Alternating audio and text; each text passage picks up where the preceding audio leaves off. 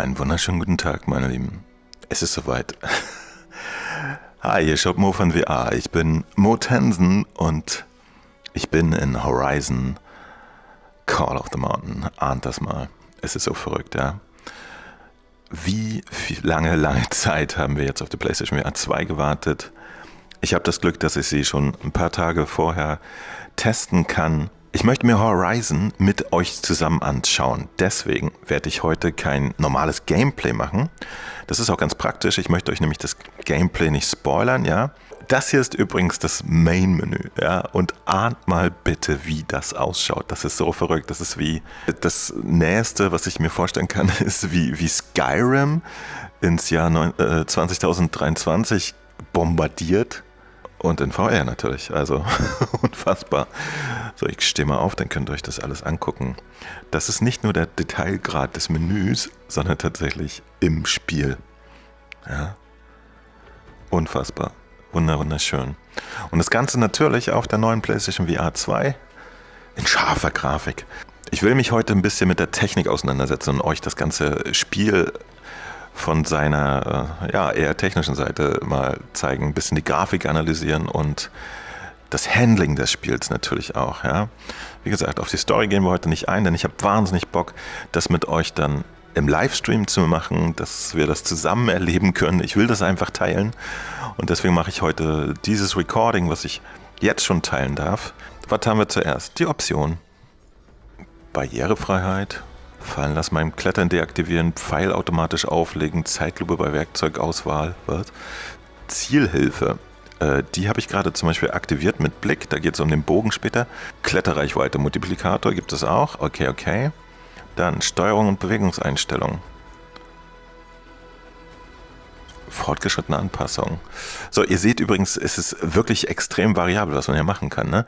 Ich habe die Snap-Turn-Geschichte ausgeschaltet. Das heißt, ich habe weiche Drehung und dann kann man hier schnell, mittel, langsam und ich habe es gerade auf sehr schnell gestellt. Ich lasse es jetzt mal auf Stell. Automatisches Klettern habe ich auf Nein, also ich will selber mit den Händen klettern. Dominante Hand ist bei mir rechts. Vignette habe ich ausgeschaltet. Vignette braucht man, wenn man ein bisschen Motion Sick Probleme hat, dann hilft das. Vibrationsstärke ist an, Vibrationsstärke des Headset und Displays ist hoch. Blickverfolgung aktivieren. Ja, übrigens, das, was hier passiert gerade, seht ihr diesen kleinen Cursor oder wie die Menüs aufleuchten, das mache ich mit den Augen. Ja, das ist einfach das Eye-Tracking der Brille. So, und hier kann man Forward Rendering mit Blickverfolgung auch sagen, ja, nein, okay. Bewegungssteuerungstyp Stick, also mit dem Stick gehen wir. Ich glaube, es gibt auch die Möglichkeit, dass man so eine G-Geste macht. Ja, genau. Wir machen aber die ganz klassische Geschichte mit einem Analogstick. Bewegungsgeschwindigkeit schnell. Spielposition. Ich sitze gerade tatsächlich. Ne? Feste Vorwärtsrichtung. Nur im Sitzen. Aha, okay. Alles klar. Speichern. Gehen wir wieder zurück. Und dann noch im Audiomenü habe ich jetzt tatsächlich Soundeffekte, mache ich mal auf 80%. Musiklautstärke mache ich mal auf 10%, damit ihr mich gut hören könnt. Und Sprachlautstärke, nicht wundern, ich mache die jetzt auf 0. Ja? Denn die Charakter reden mit einem in dem Spiel und auch wir selber als Charakter reden im Spiel. Da ich euch die Story nicht spoilern will, lasse ich das mal aus. Dann stört mich das auch nicht, wenn ich irgendwas erklären möchte. Und dann würde ich sagen, ist es soweit. Wir machen mal ein neues Spiel. Also ich habe schon mal reingeguckt, aber jetzt mache ich es mit euch zusammen. So, die erste Phase kennen wir aus dem Trailer. Genau.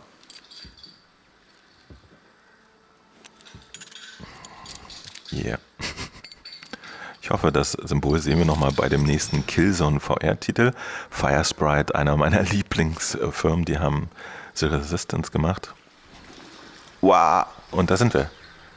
So, und die quatschen einen jetzt voll. Aber wie gesagt, Story interessiert uns heute gar nicht. Ich will nur Technik.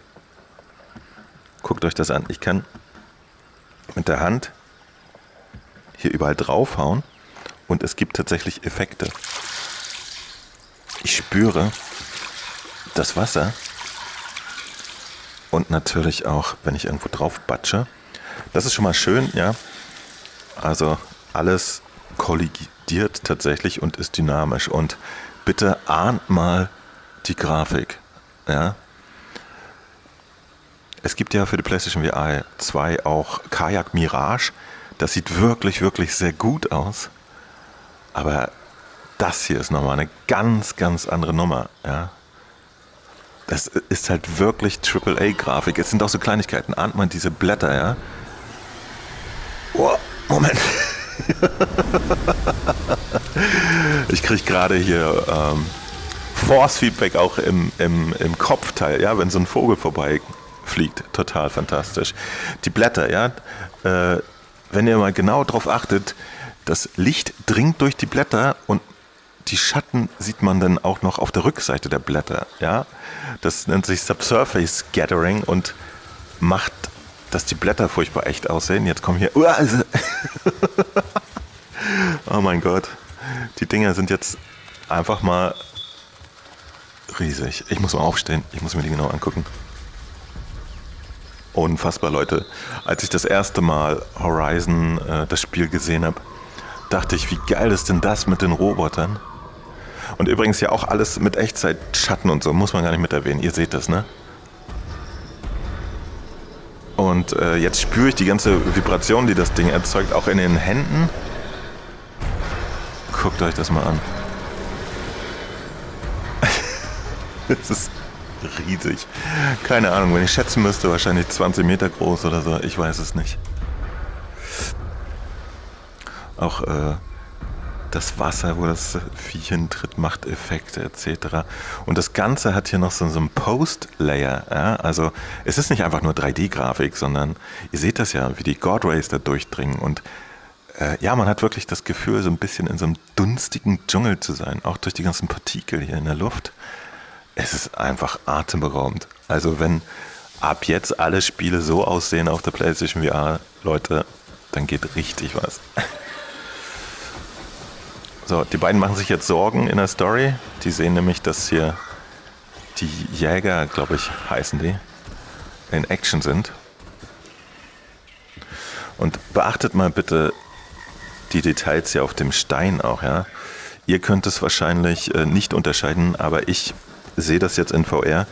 Jede Textur ist hier super hochauflösend und es ist halt nicht nur eine Textur, sondern immer ein komplexes Material, das aus mehreren Schichten besteht, ja. So ein Holzding zum Beispiel hat auch Bump Maps, das ist halt eine Struktur simuliert und diese metallischen Elemente hier, die reflektieren halt ein bisschen, aber auch unregelmäßig, als wenn es wirklich ein verschmutztes Material ist.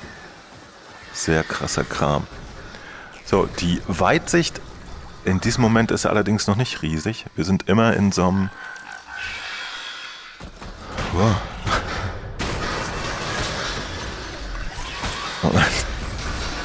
Ja, in so einem Canyon hier drin, ja.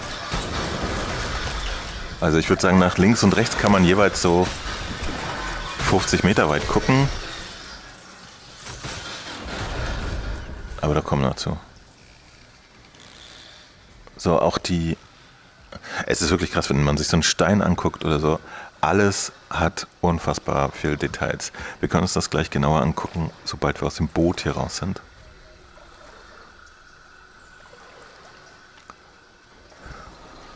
Oh oh.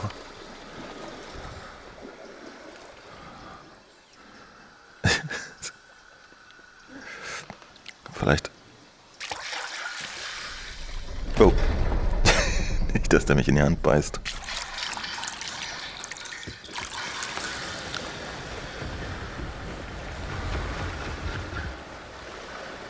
Okay. Ziemlich großes Krokodil. Oder wie man die nennt. Und das war's.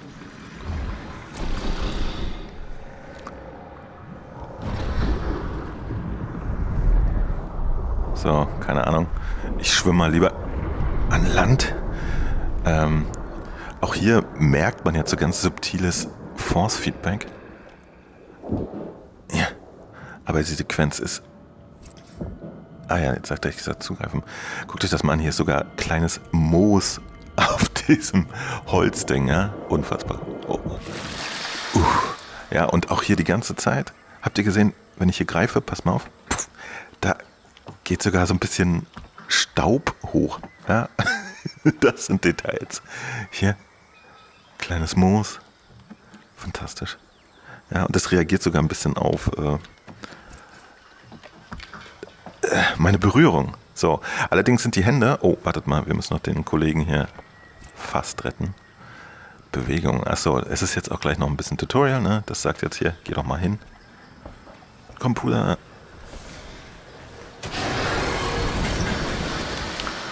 Ihr habt gesehen, dass ich ihn retten wollte, ne? Ich wollte wirklich. Naja, was soll's. Nee, ist tatsächlich so gescriptet. Also der junge Mann musste leider dran glauben. So, was ich vielleicht... Ich weiß nicht, ob ihr das sehen könnt, ja. Es ist natürlich unglaublich, auch vom Licht her, ja. Sehr, sehr klare Schattierungen, sehr kräftiges Licht. Das OLED-Display mit dem HDR macht hier halt auch eine richtig gute Arbeit. Wenn ich hochgucke, sehe ich auch im Himmel wahnsinnig viele Details. Diese Struktur da oben auf dem Berg, die ist auch ein bisschen von einer Wolke verdeckt. Die ist auch räumlich, also es ist keine Grafik, sondern die schwebt irgendwie davor. Das sieht man durch den Parallax-Effekt. Und es ist einfach komplett beeindruckend, ja. Die Hände habe ich mir auch noch gar nicht genau angeguckt. Achso, was aber der Fall ist, wir haben hier keine 1:1 Übersetzung unserer Handbewegung. In den Controllern sind ja Sensoren, die tatsächlich die Fingerposition feststellen können. Ja? Wir haben hier so mehr oder weniger feste Gesten. Also wenn ich jetzt meine Hand schließe, so, mit dem Zeigefinger, nee, das ist der Ringfinger, Entschuldigung, dann macht er diese feste Geste, ja, die ist so ein bisschen beweglich, aber im Prinzip snappt er da rein. Dann jetzt den Zeigefinger nur, also da wählt er die ganze Hand zusammen und der Daumen, ja, der kennt auch nur das hier offensichtlich. Also das ist keine freie Handbelegung gerade, sondern wir morphen hier soft in verschiedene Gesten rein, so würde ich das nennen. Ja. Würde mich mal interessieren, warum sie das so gemacht haben. Ich kann ja die Hardware auch nur testen, soweit wie die Software es zulässt. Ja. Ich hatte bisher noch kein Spiel, was komplette freie Hände hat, muss man vielleicht auch mal dazu sagen, ja, um halt diese Sensoren komplett auszuloten. So, hier sieht natürlich alles fantastisch aus und extrem detailliert. Und was ich auch bemerkenswert finde, hier zum Beispiel, das ist nicht einfach ein Handmodell, sondern die Verbände, die hier drum gewickelt sind, das ist auch immer separate Geometrie. Ja? Also alles ist ja wirklich in Layern und bewegt sich auch zueinander leicht. Das Rigging der Hand ist also wirklich auch fantastisch, unglaublich. So, dann seht ihr hier diesen Nebel zwischen den Bäumen und so. Ja? Es ist halt wirklich, wirklich gestaltet und ja, einfach verarbeitet wie ein AAA-Game. Ganz klar. Und absolut Irrsinn. Ich bin jetzt wirklich ganz nah dran hier an der Textur und erst wenn ich nah dran bin, fange ich an, wirklich noch Details zu entdecken. Ja?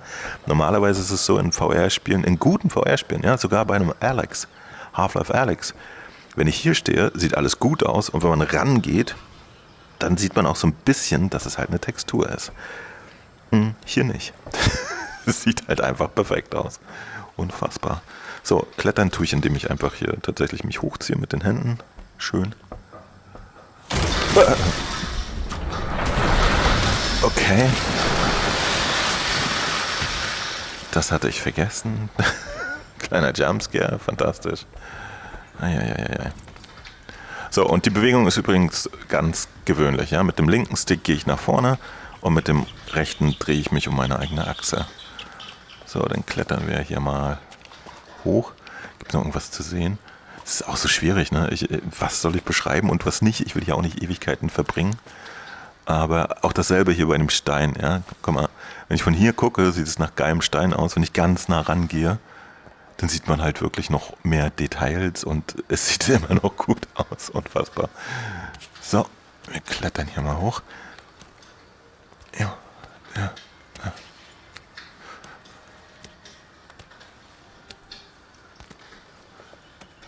Okay.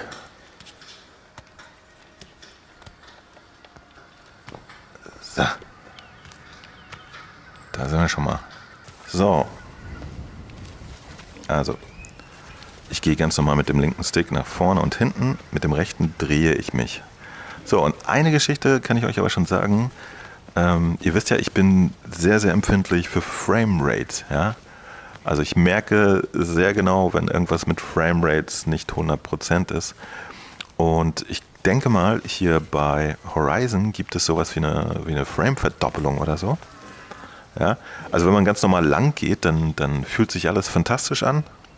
Aber wenn ich mich um meine eigene Achse drehe, so jetzt, mit dem Stick, dann merke ich, dass da was interpoliert ist. Ja? Das ist keine 100%ige, meinetwegen 90 Hertz Bildwiederholrate oder so. Ich schätze mal, sie machen das mit 60 und verdoppeln das dann auf 120 oder so ein Ding.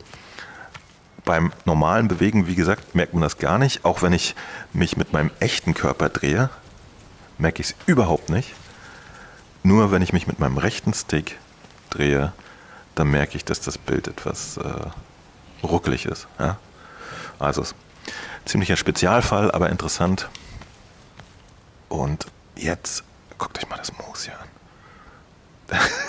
Voll kuschelig. Jetzt gehen wir mal hoch. So. Ja. So, ich spiele es übrigens gerade im Sitzen, weil ich halt sehr viel erklären will und so weiter und so weiter. Im besten Fall. Sie ruft jetzt und beschuldigt mich, dass ich versuche zu fliehen. Ich glaube, ich bin nämlich irgend so ein Gefangener gewesen oder sowas.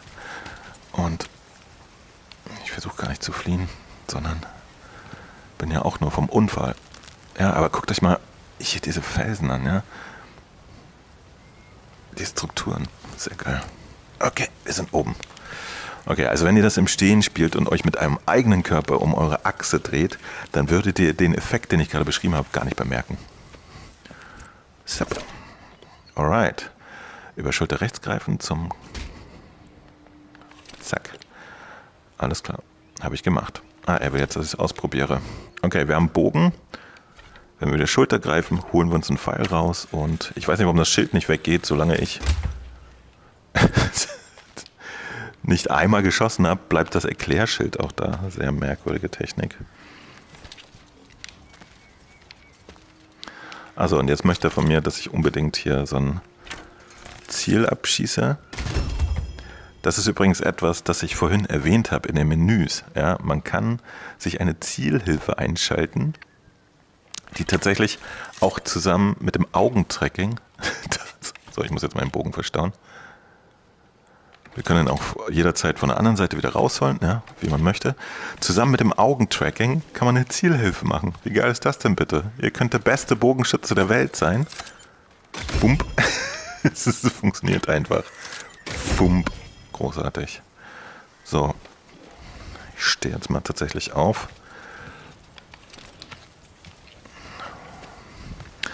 Und so schaut das Ganze aus, Leute. Jetzt haben wir wirklich ein bisschen mehr Weitsicht. Wunderschöner Wasserfall.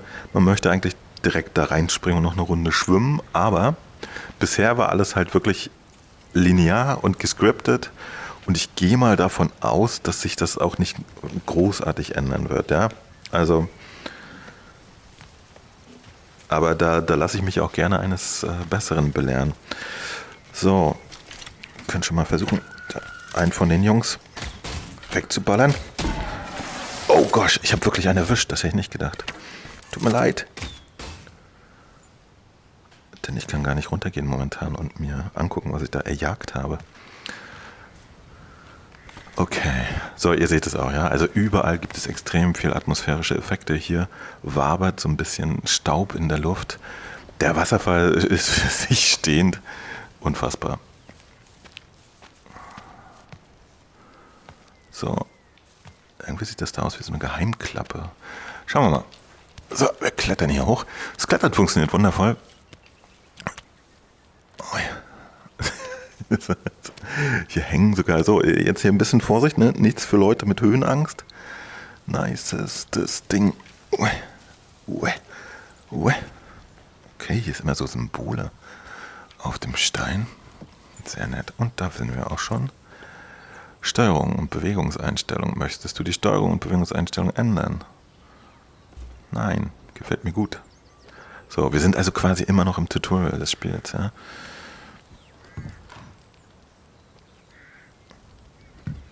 Alles funktioniert. Ich schnapp mir mal eine Fackel. Die fängt jetzt auch an zu brennen. Wartet, wartet. Wenn man was... werdet ihr gleich sehen. Okay. Höpp. So. Wenn man was vom Boden aufhebt, dann ist es nicht so wie bei Half-Life Alyx, dass man so eine Art Hover-Funktion hat, ja, sondern, pass mal auf, ich gucke drauf, greife und dann ist meine Hand da unten und wenn ich mich wieder hochbewege, dann habe ich es in der Hand. Das ist ein bisschen strange im ersten Augenblick. Ich denke mal, wenn ihr aber im Stehen spielt und euch wirklich zum Boden bückt und es aufhebt, dann ist es anders, ja. Ich habe jetzt die Einstellung sitzend eingestellt und deswegen setze ich mich jetzt auch wieder hin. Und da kann man sich halt dann nicht zum Boden bücken, sondern muss irgendwie so eine Hover-Technik machen. So, zack. Das ist ein bisschen eigentümlich. So, ich werfe die mal weg, damit es auch nicht, dass der Busch hier noch brennt. Ja, genau so kann man dann hier rumgucken. Hier gibt es einen Apfel. Oh, der scheint auch tatsächlich irgendwelche Energie zu geben. Und dann gibt es immer diese Dinger abzuschießen. Das erinnert mich total an Resident Evil 4. Fällt mir gerade auf. Da gab es doch auch, da muss man auch mal irgendwas abschießen. Habt ihr das noch auf dem Zettel? Fump. So. Oh, da unten ist noch. So, übrigens mit dem Bogen, das ist ganz interessant. Ich spiele ja sehr viel Indes, ihr wisst es, wegen der Bogenmechanik. Die Bogenmechanik hier ist eher arcadisch, ja. Ich nehme den Pfeil raus, lege ihn ein, dann geht das automatisch hier ran. Das ist soweit gut und richtig. Und wenn ich jetzt ziehe, bemerkt der aber wirklich nur meine Rückwärtsbewegung. Wenn ich meine Hand, und ich mache das jetzt gerade, nach rechts und links bewege, das interessiert ihn gar nicht. Also die Richtung des Pfeils gebe ich nicht mit der rechten Hand an, wie man das normalerweise tut, sondern ausschließlich mit der linken. Ja, hier. So. Ich kenne diese Vereinfachung schon aus anderen Spielen. Das macht im Prinzip nichts aus. Das macht es für euch nur leichter zu schießen. Aber als jemand, der ständig in VR Bogenschießen macht, fump, da mag ich das halt ganz gerne, wenn es ein bisschen realistischer ist. So, die Pfeile kann man auch nicht wieder nehmen, wie in Skyrim oder so. Ihr könnt uns auch mal den Bogen angucken übrigens. Der ist halt auch ziemlich bemerkenswert. Guckt euch das mal an, wie detailliert der ist, ja. Hier sind so metallische Teile, die gespritzt sind, beziehungsweise bemalt sind und da ist das aber auch so ein bisschen abgeplatzt. Dann haben wir nackte metallische Teile. Die Federn hier, alles bewegt sich tatsächlich auch, wenn ich den Bogen spanne. Ja, das ist nicht nur einfach irgendwie Deko. Hier ist sogar so ein bisschen Verzierung und Federn. Das wäre nett gewesen, wenn ihr sie jetzt bewegt hätten, wenn ich puste. So, wow. Alright. Ah ja, man kann hier übrigens sehr viel Quatsch machen auch, ne? Irgendwie.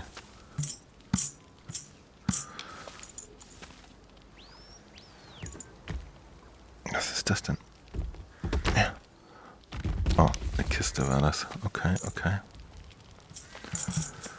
So. Instinct. Ah ja, okay. Das sind jetzt Spielfunktionalitäten. Wenn ich hier Dreieck drücke, dann zeigt mir das Spiel so ein bisschen, was hier Phase ist. Man kann da oben auch noch was entdecken, aber das könnt ihr selber machen. Ich kletter jetzt mal hier das Seil hoch. Und auch hier, guckt euch mal an, ich greife es, zack, und dann löst sich immer so ein bisschen Staub. Abgesehen davon, dass sich das halt natürlich auch verformt. Ne? Also, es ist sehr AAA. Ich finde, bei einigen Indie-Spielen fühlt es sich irgendwie tatsächlich ein bisschen selbstgemachter an, weil hier halt die Hände etc. fertige Formen annehmen. Ja? Ich kann das leider nicht viel besser erklären. Und das ist halt so ein AAA-Spielding, ne? Dass für alles schon was Vorgefertigtes da ist. Hier übrigens das Holz, wo wir gerade mal hier sind, ne? Unfassbar. Also ich bin jetzt hier ich weiß nicht, 5 Zentimeter davon entfernt und es sieht halt einfach super detailliert aus.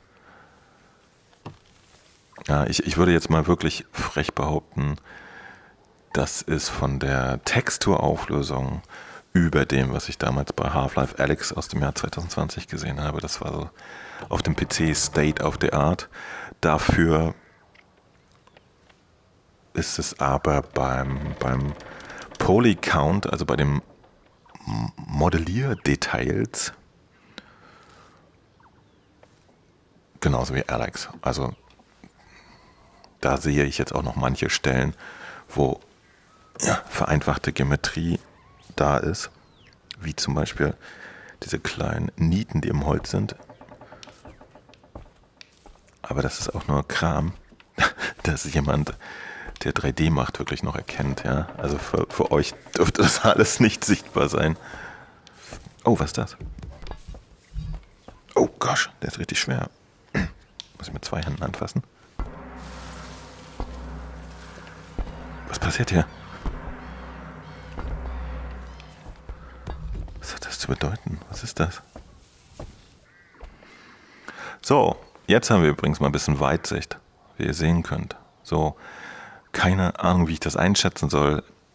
Da hinten ist erst Feierabend. Das sieht schon ziemlich beeindruckend aus. Und offensichtlich muss man hier relativ viel klettern.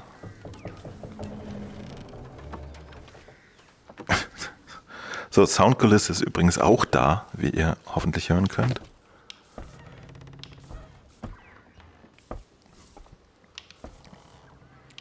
Ach, von hier aus kann ich jetzt die Tür aufmachen. Ist ja toll. Okay. Und hier ist allerdings ein Schloss. Dann nehmen wir nochmal einen Schlüssel und benutzen ihn. Oh, wir haben Inventar. Interessant.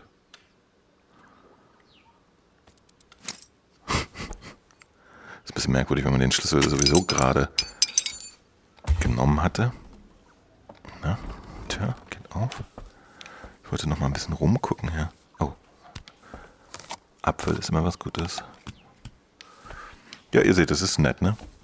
Also Detailgrad, wie gesagt, es erinnert mich extrem an Skyrim VR.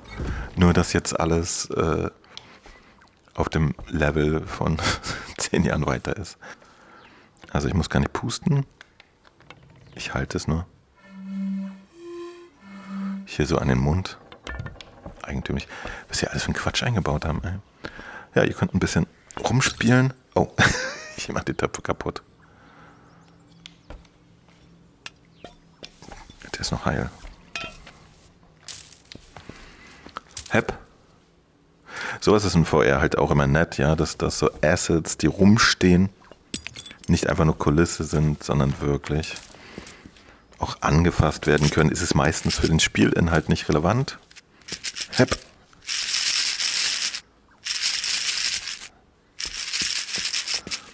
Aber, oh, meine Hände sind mittlerweile ganz dreckig. Guckt euch das mal an. Schweinerei. Oh, oh.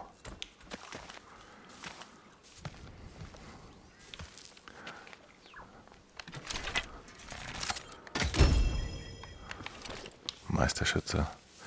So Leute, eigentlich würde ich sagen, das war's schon. Das meiste, oder das, was ich euch mal zeigen wollte, nämlich tatsächlich, wie dieses Spiel grundsätzlich beschaffen ist. Das ist lustig. Hier habt ihr gesehen, die Puppe schwebte so ein bisschen hier drüber. Das ist gar nicht so ungewöhnlich bei Objekten, die auch Ragdoll-Physik haben.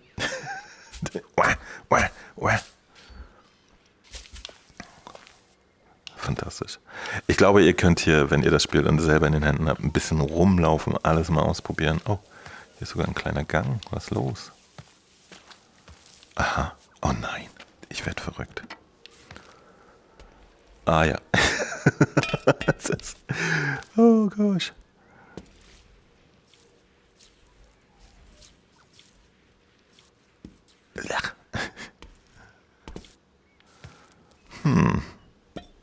Noch nicht zufrieden.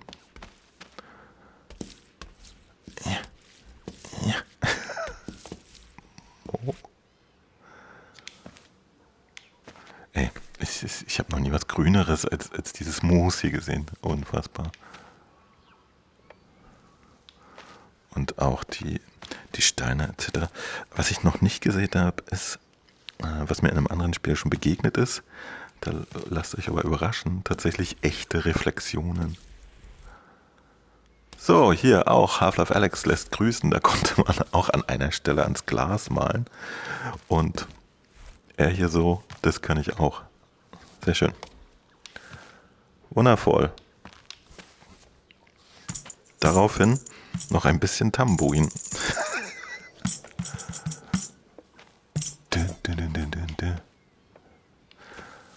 Alright.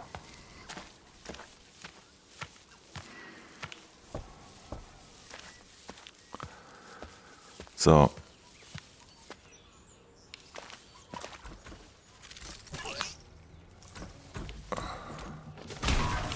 Ich bin jetzt hier an der Stelle festgeklebt übrigens gerade.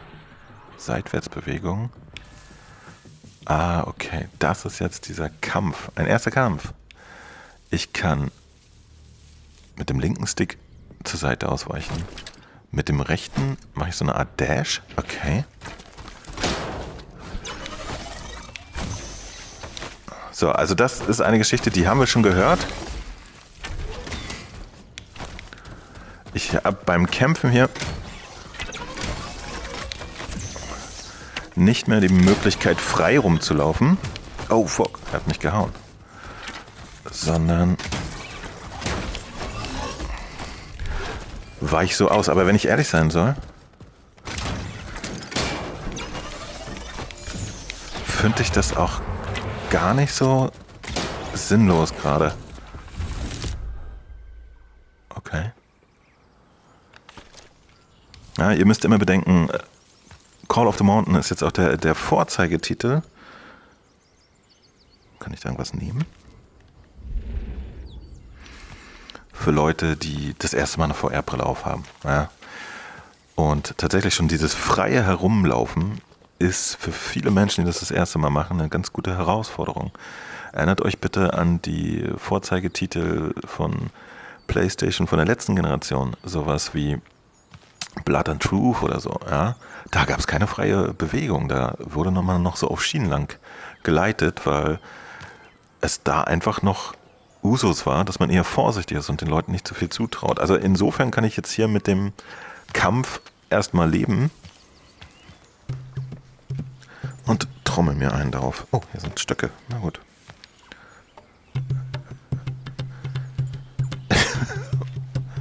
Und wer hat die Kerzen abgebrannt? Das finde ich total übertrieben. Oh, hier ist was. Was ist das? Das sieht gut aus. Geil. Rüstungsupgrade. Was? Jetzt haben sie mich aber.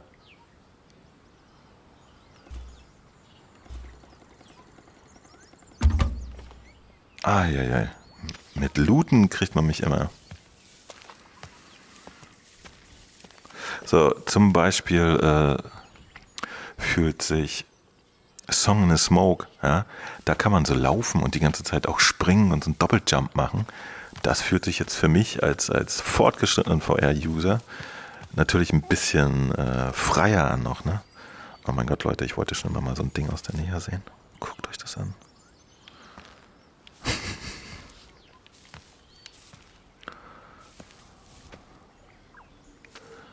So schaut's aus.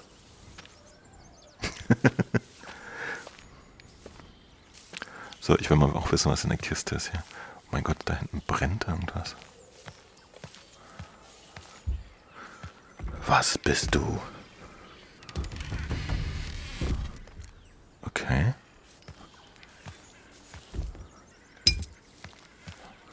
Was ist das? Kletterwerkzeug gesammelt. Spitzhackenkopf. Okay.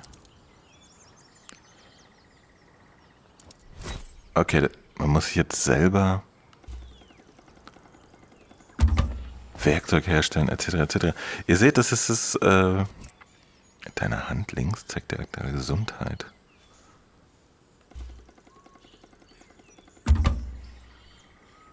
Ja, damit werden wir uns Wiederherstellung. Ja, ich esse einen Apfel, verdammt nochmal. Wir sind immer noch in einem Tutorial.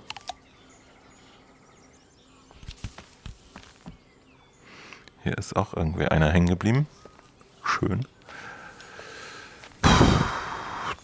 Wir haben jetzt ein großes Abenteuer vor uns, würde ich mal sagen. Also man kann hier was craften offensichtlich, bisschen Loot sammeln, kämpfen und dieses ganze Ding hier entdecken und Spaß haben. So habe ich mir tatsächlich die PlayStation VR 2 vorgestellt, ja. Einfach mal Titel auf dem Level. Das macht Spaß. Ich hoffe, das Spiel wird jetzt nach hinten hin auch gut abliefern. Unfassbar.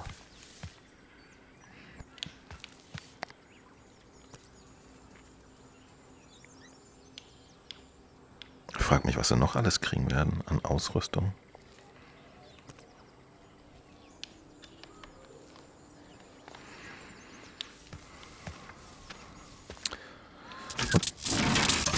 Oh mein Gott, ich kann ihm das Auge rausreißen. Wer hätte das gedacht? Und auch hier, guckt euch bitte mal diese Texturierung an. Hier reflektiert das ja so... Oh, okay. Ich habe mir eine Reflexion gewünscht. Seht ihr das? Tatsächlich spiegelt sich hier meine Hand. Das ist krass. So, auf den anderen... Ich meine, das ist ja auch eine metallische Oberfläche hier. Die müsste im Prinzip auch so eine Art Blurred Reflection haben. Aber da passiert nichts. Allerdings hier im Spiegel sehr wohl. Sehr beeindruckend. Sammelobjekt gefunden. Wächter-Trophäe. Okay, fantastisch. So, ich würde jetzt nochmal ins Menü gehen. Beenden. Fortsetzen. Ich erwarte irgendwie sowas wie ein Menü wie bei dem Horizon Flat Titel.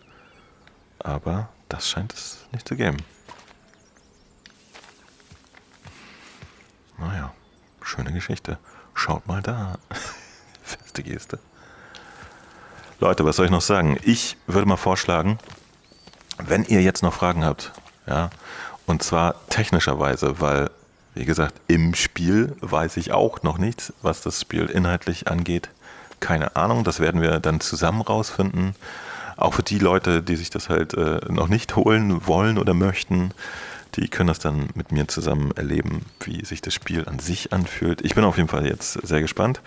Ich war, wie gesagt, nach Titeln wie Blood and Truth oder so, habe ich meine Erwartungen von den Möglichkeiten, von den freien Bewegungsmöglichkeiten, die man hat, erstmal nicht zu hoch geschraubt. Und was ich hier geboten bekomme, das finde ich sehr okay.